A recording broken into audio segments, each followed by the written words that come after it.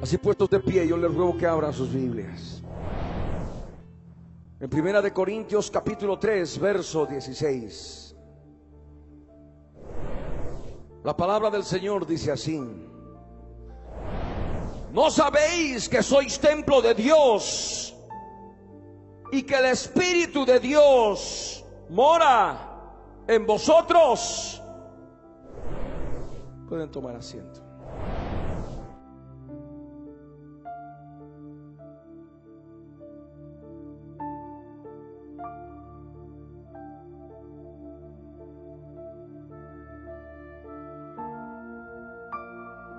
Hemos leído 1 Corintios capítulo 3, verso 16,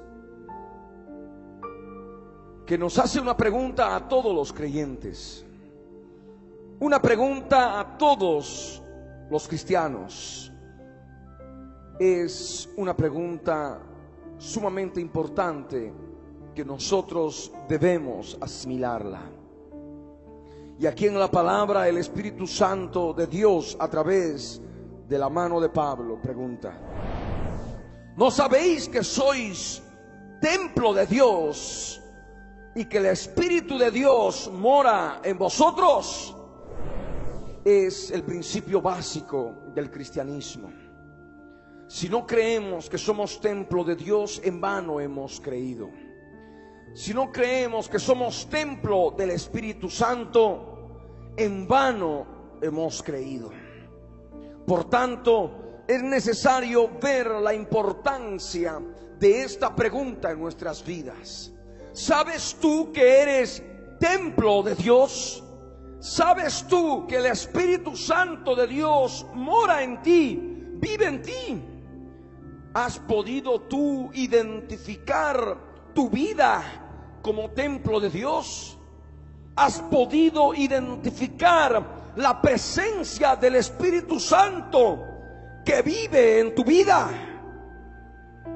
Todas estas preguntas tienen que permanecer latentes en el aire, latentes en tu corazón, para que puedas tú comprender en base a la palabra, en base a la palabra que hoy vamos a escudriñar, que hoy vamos a compartir, si verdaderamente has podido experimentar esta revelación tal cual está escrita en la palabra.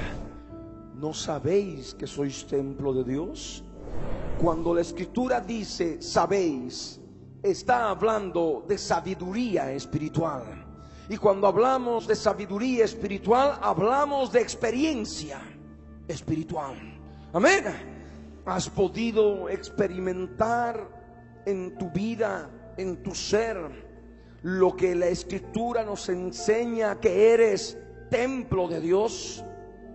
¿Has podido identificar durante las 24 horas del día, desde el momento que naciste en el Señor, la voz del Espíritu Santo, la presencia del Espíritu Santo que vive en ti como templo de Dios? Tú tienes que ver esto ahora en base a la palabra. La fe es por el oír, y el oír por la palabra de Dios. La palabra de Dios da conocimiento. La palabra de Dios imparte conocimiento.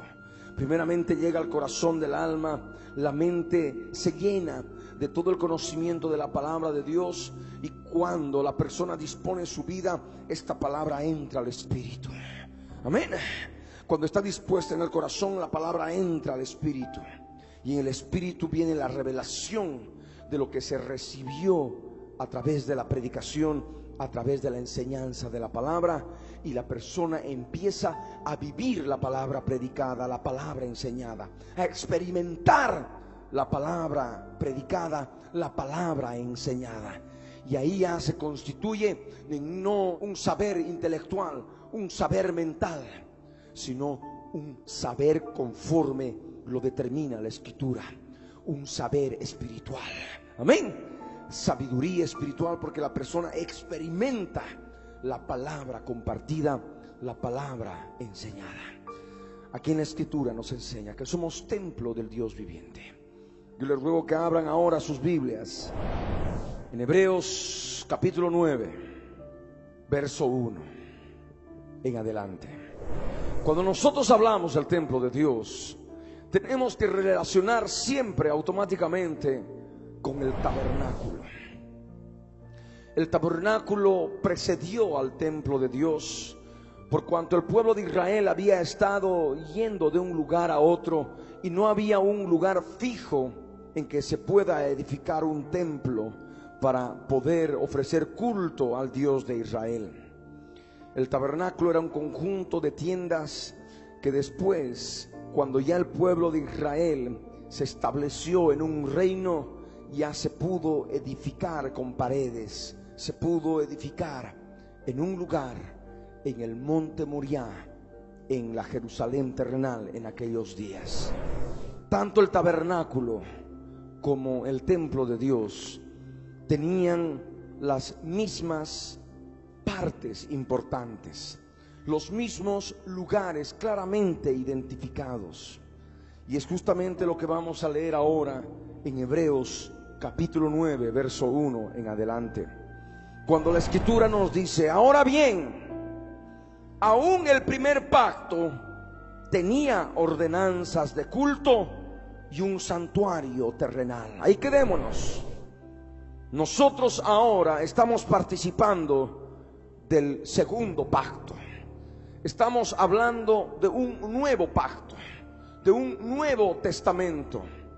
El Antiguo Testamento, el primer pacto, se manifestaba en relación a ordenanzas de culto y un santuario terrenal. Ese santuario terrenal primeramente estaba manifestado en el tabernáculo, que, repito, era un conjunto de cortinas, y ahí se diferenciaba claramente sus lugares específicos. Pero luego se edificó el templo en el monte Moriah, ya un conjunto de paredes macizas, y el Señor dio claramente las medidas, y de esta manera nosotros identificamos el primer pacto con todas sus ordenanzas de culto, y establecía un santuario terrenal. Amén. Ahora en este pacto, ese santuario ya no es terrenal. Amén.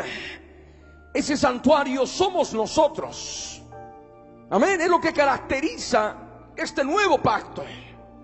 Antes era un conjunto, si hablamos ya del templo de Dios propiamente dicho, un conjunto de paredes, y ahí se establecían claramente sus partes. Era algo